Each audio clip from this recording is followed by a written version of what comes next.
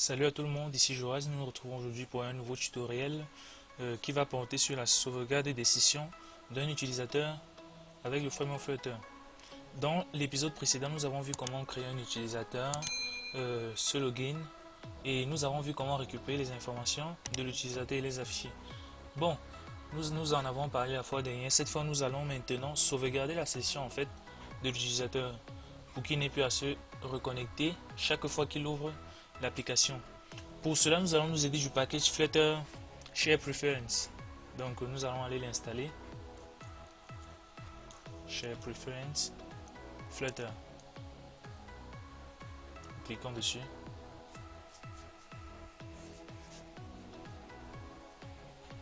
Une fois ceci fait, nous allons récupérer la version à installer. On le copie et nous allons aller le coller dans notre dossier d'installation de package, notre fichier d'installation de package que voici. Donc on choisit et on le colle là. Une fois l'installation terminée, nous allons aller l'importer. Le test va s'effectuer en fait sur la page du login car c'est la première page à s'ouvrir. Donc nous allons faire une vérification si bel et bien il y a des informations dans notre base de données locale. On demande au système de renvoyer plutôt la page d'administration. Dans le cas contraire, ça veut dire que l'utilisateur n'est pas connecté. Là, on va renvoyer la page de login. Donc, import share preference.dat. Voilà. Une fois ceci fait, nous allons créer une fonction de login. Tout d'abord, cette fonction va enregistrer les paramètres de l'utilisateur. Donc, on va l'appeler void save session.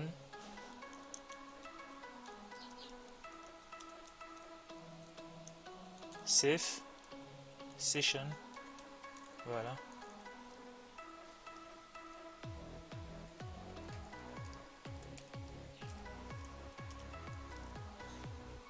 C'est une fonction asynchrone. Voilà. Et par la suite, nous allons maintenant instancier notre share preference. Share preference p égale 8 share preference.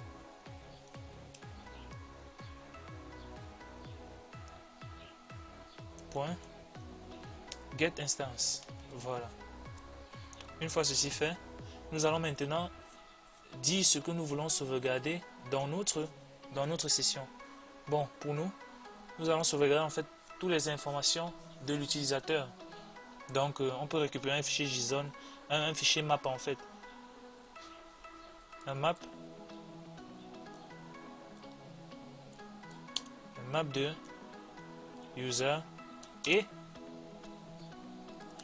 voilà, je crois que ça va le faire. Ensuite, nous faisons la sauvegarde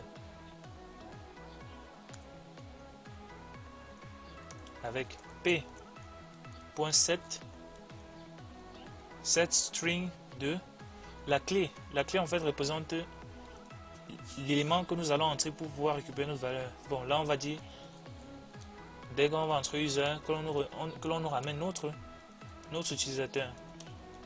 Là on fait user.toString. Donc on transforme en fait notre map en string. Et ensuite on fait p.commit. Voilà.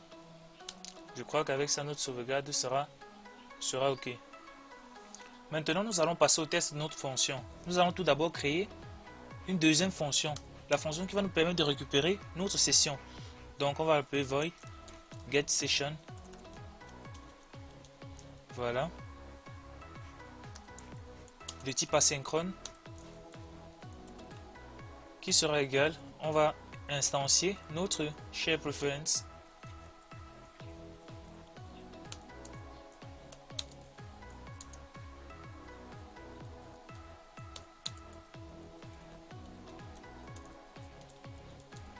Get instance. Ensuite, pour récupérer notre valeur, c'est simple.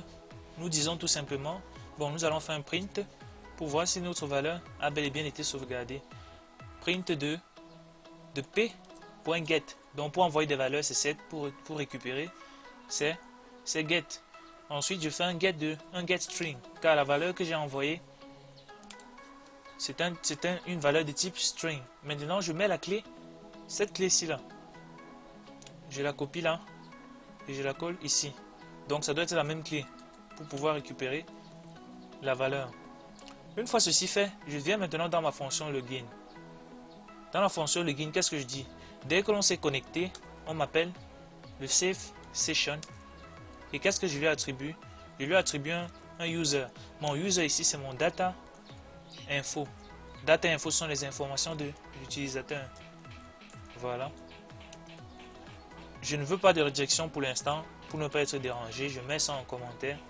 Et pour faire le test et voir si nous avons bel et bien récupéré nos valeurs, la fonction get session, je vais l'appeler dans mon bouton forgot password, car je ne l'utilise pas pour le moment. Donc forgot password dans le onPress, j'appelle mon get session. Voilà, et je sauvegarde. Donc si je viens me login avec les informations de la fois dernière, John, mot de passe 1, 2, 3, 4, et que je me connecte. Là, on a bien et bien mis utilisateur enregistré avec succès et on a mis les informations de l'utilisateur. Là, c'est le data info qui est affiché là. Donc, ça veut dire que si j'appuie sur forgot password, là, nous voyons bel et bien que notre get session nous retourne bel et bien nos valeurs. Donc, si je m'amuse à fermer l'application, voilà, et je relance la compilation.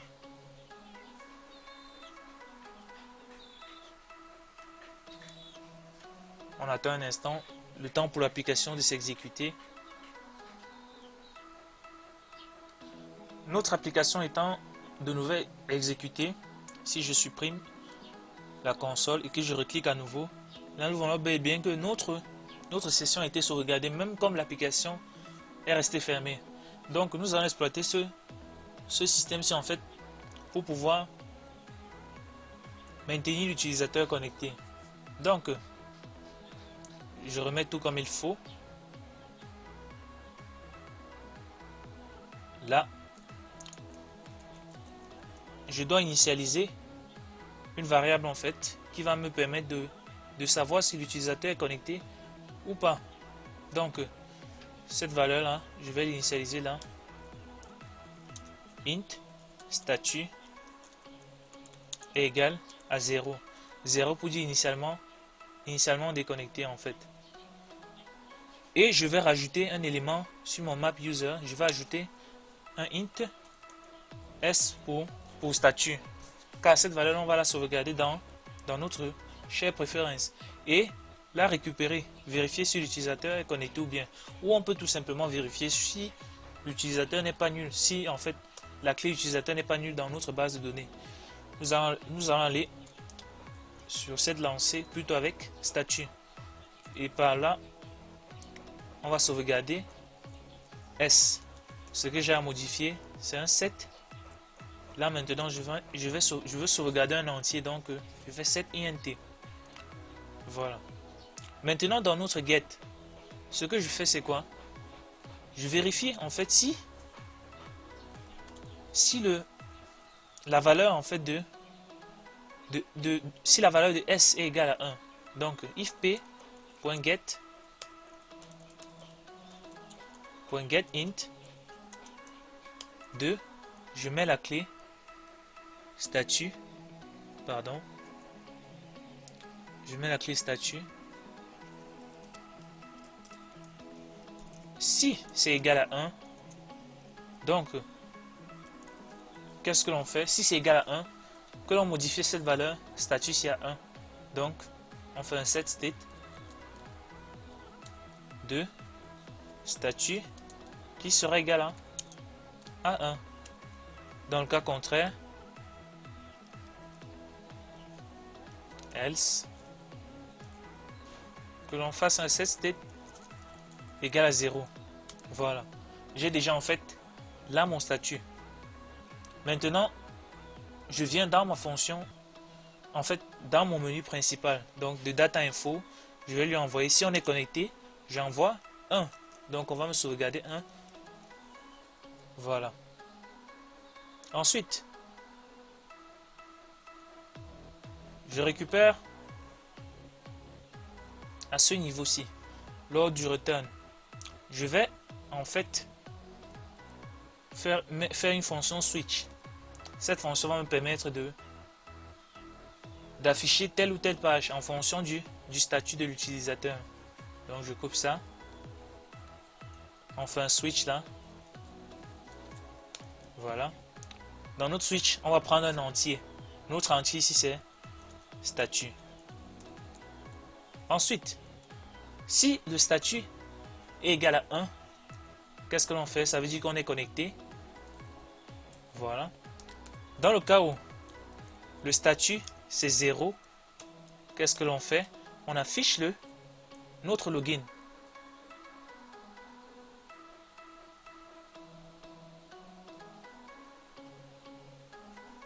Pardon. Oui, on affiche notre login. Dans le cas où le statut est 1, qu'est-ce que l'on va nous afficher? On va nous afficher la page administrateur. En fait, notre page administrateur ici c'est admin. Donc, on appelle la fonction, la classe admin en fait. Donc, on fait un return de admin et on lui attribue sa valeur. Donc, il prend en entrée en fait un utilisateur, un map utilisateur. Donc, là, j'ai initialisé un map. Maintenant, ce que je dois faire, c'est à ce niveau, lors de la récupération du statut, si c'est bel et bien égal à 1, que l'on récupère aussi le map dont user est égal. Nous devons décoder en fait JSON.decode. Donc nous décodons l'élément récupéré P2 de getString de user. De getString de user. Je vérifie si j'ai bien fait le... Ah, à ce niveau, ce n'est pas user.toString.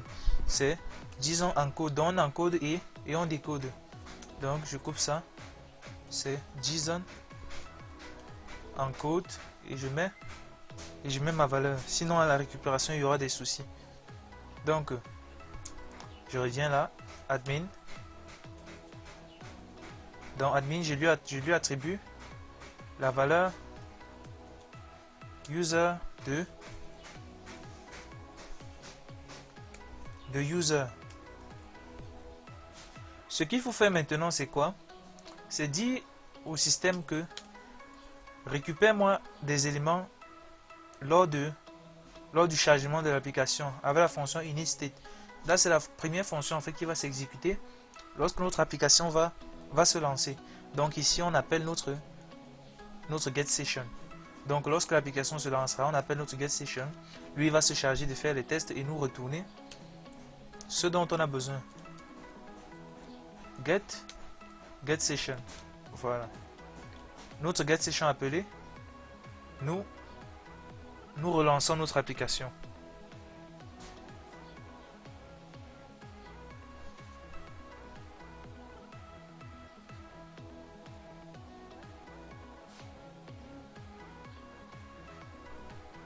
Voyons voir. Nous décommentons ceci. Nous sauvegardons et nous nous reconnectons. Par exemple, John, mot de passe 1, 2, 3, 4 et on se login.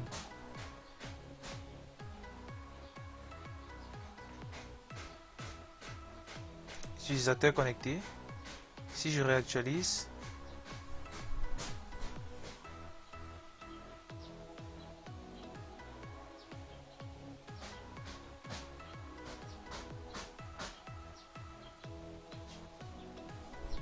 Cela devrait normalement fonctionner après la recharge. Bon, regardons. Ah, je vois. Là, nous devons mettre statut. Normalement, l'utilisateur est déjà connecté, car ces informations sont toujours stockées dans le Share Preference, dans sauvegarde. Et là, nous voyons automatiquement, ça nous redirige sur administrateur, car l'utilisateur est automatiquement connecté. Même si je réactualise la page, on va toujours nous renvoyer sur notre page administrateur. Voilà. Donc, si je referme l'application par exemple,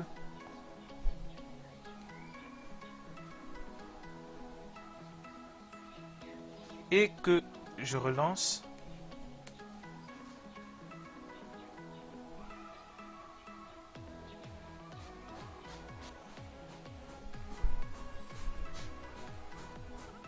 on attend.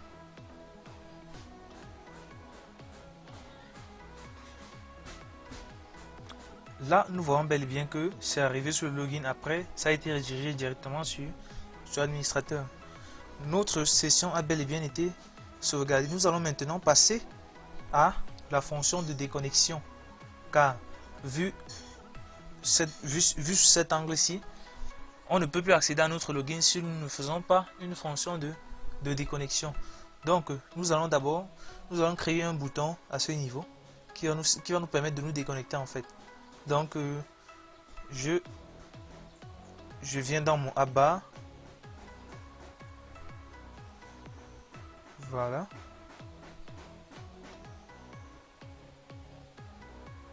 Suis-je au bon endroit?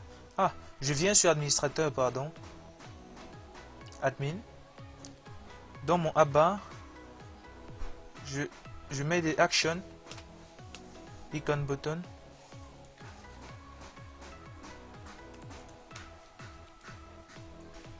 Icon button. Icon. Icons. Icons. Point power. Voilà. Et on press. Rien pour l'instant. Et là, je sauvegarde.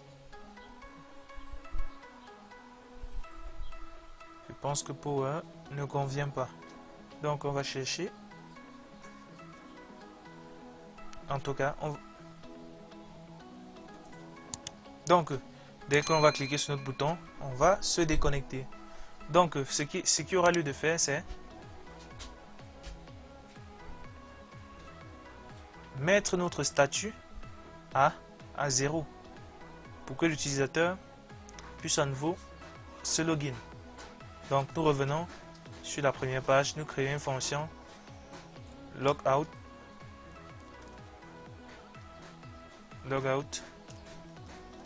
Dans notre logout, nous allons en fait vider notre share preference. Share preference de P qui sera égal à de share preference.get instance. Maintenant, nous faisons P.7 car donc à user nous renvoyons quoi? Nous renvoyons nul car l'utilisateur s'est déconnecté. À P.7 int à statut nous renvoyons 0 tout simplement. Et par la suite, nous faisons statut, notre variable statut bien sûr, nous la remettons à 0.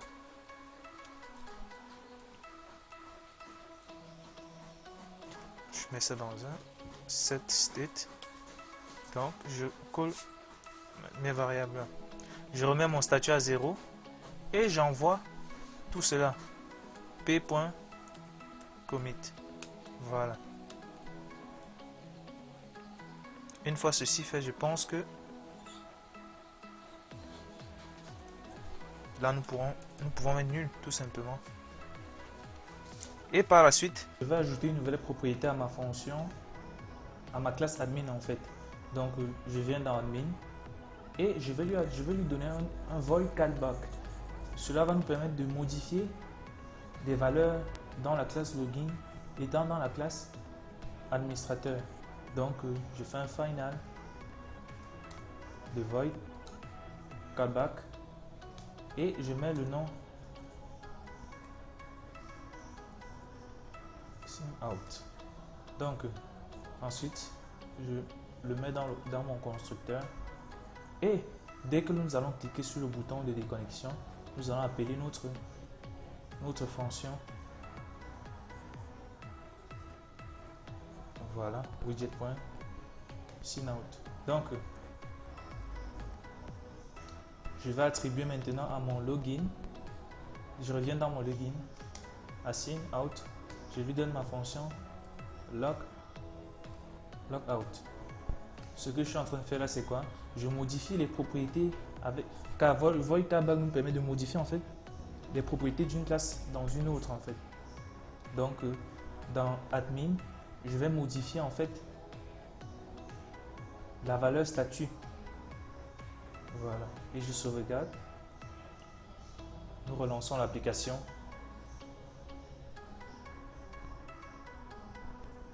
Voilà. Si je clique sur déconnecter, là nous voyons bel et bien que nous sommes déconnectés. Donc je me reconnecte. John, mot de passe 1, 2, 3, 4, login. Voilà, utilisateur connecté avec succès.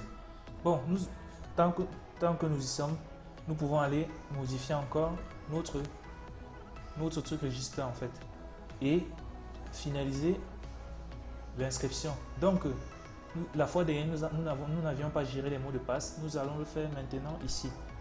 Je viens, je coupe ceci. Nous vérifions d'abord si les mots de passe sont corrects. If password.text, si c'est différent de password D, password C.text. Donc si le password est différent de password confirme, voilà. Qu'est-ce qu'on fait? Là on va mettre le message d'erreur else. Dans le cas où les deux sont exacts, là maintenant nous pouvons passer à l'enregistrement. Maintenant, essayons d'ajouter un autre champ. On va appeler notre champ email. CTRL C, je colle là. Là, je m'en vais créer un nouveau contrôleur que je vais appeler email.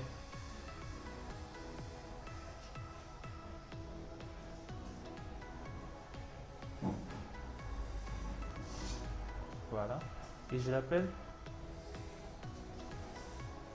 email.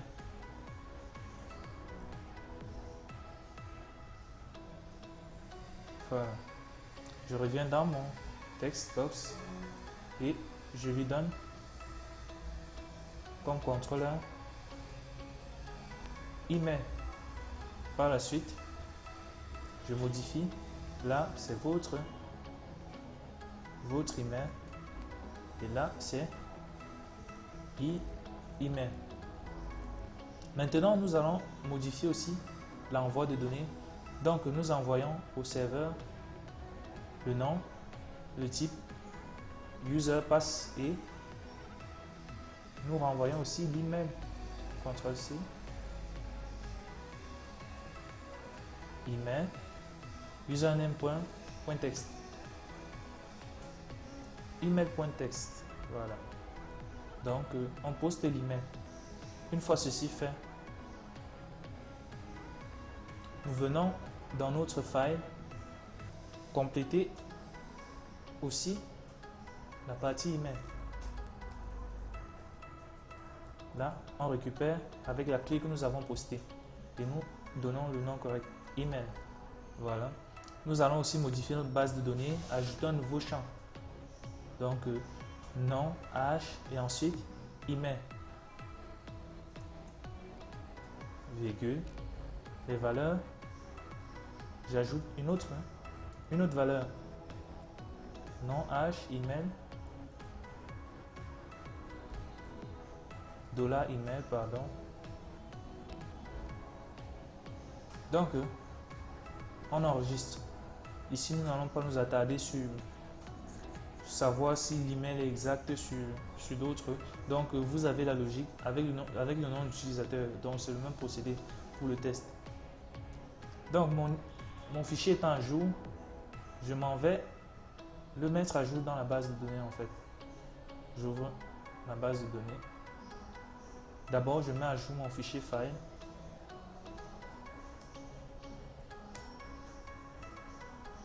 Je déplace mon fichier file.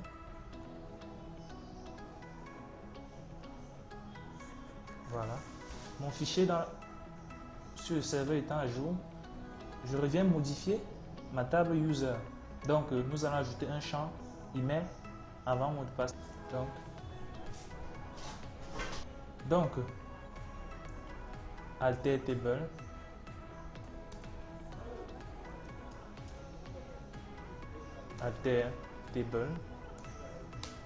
quelle table, users, voilà. Et ensuite, nous ajoutons une colonne add, on va dire email, varchar, un varchar de 100, bon, de 30, on n'a pas quand même des emails assez longs, varchar de 30, not nul,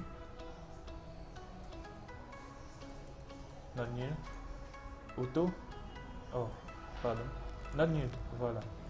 Et je décide à quel endroit je veux poser cette colonne là. Donc after h et je valide. Une fois ma colonne créée, je reviens sur parcourir. Pour que l'on n'ait pas de problème, vu que l'email ici à ce moment est nul, je dois d'abord supprimer cet utilisateur et on va en créer un nouveau. Donc là, je me déconnecte, je passe sur l'enregistrement, nom d'utilisateur, John, âge, nous lui mettons un âge de 25 ans, email, john@gmail, john@gmail.com.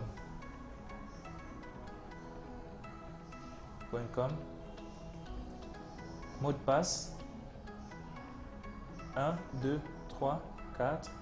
Confirmation 1, 2, 3, 4. Si par méga je ne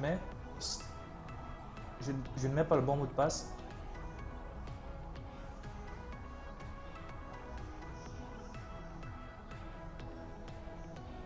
voyons.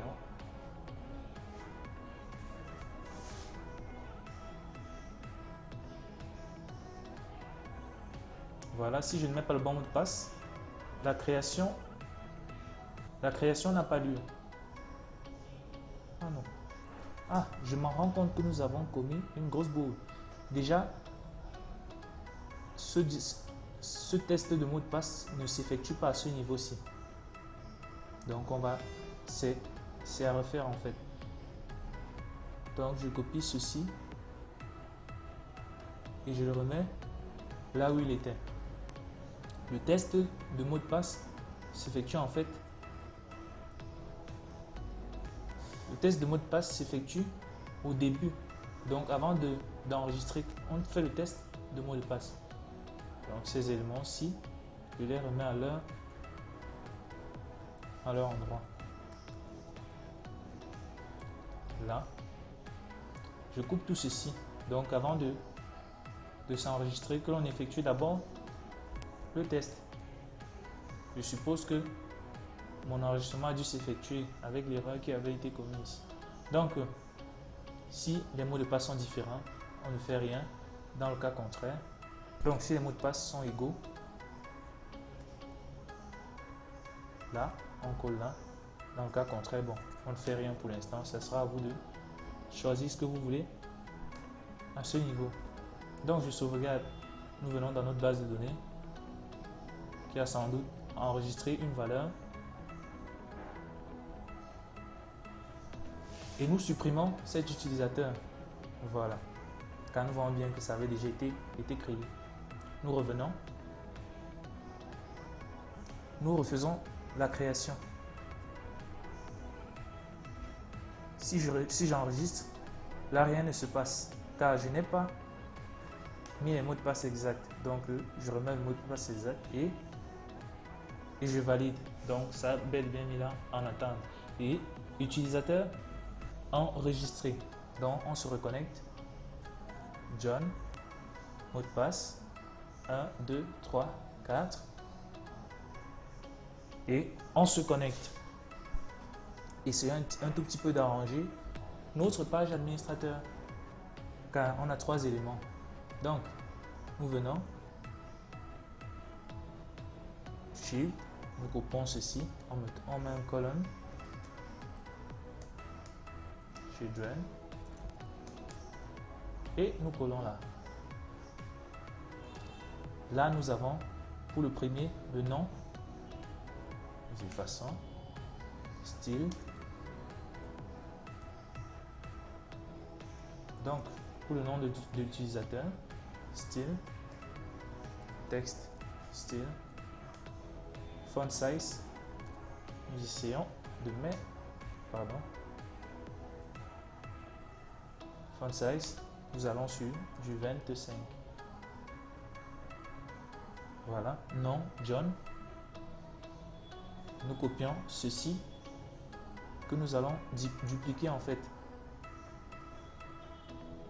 CTRL C. Voilà. Mauvaise copie.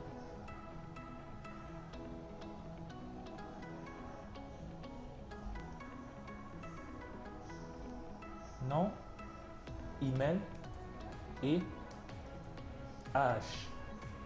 Nous modifions avec les clés email et là H. Si je sauvegarde, là nous avons une erreur, donc il y a sans doute un argument qui n'est pas représenté correctement. Donc je propose de mettre ceci d'abord en commentaire et voir d'où vient le problème.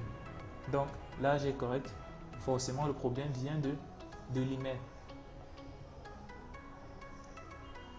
Et je crois savoir où, car lors du retour des valeurs, donc si nous finissons la création, nous faisons utilisateur enregistré avec succès. Lors du login maintenant, en récupérant ces valeurs, nous n'avons récupéré que l'âge et le nom. Ce qu'il y a lieu de faire, c'est ajouter à notre tableau l'email. Donc, on met email et nous mettons sa clé là. Nous nous déconnectons. Nous partons sur le serveur mettre à jour notre fichier.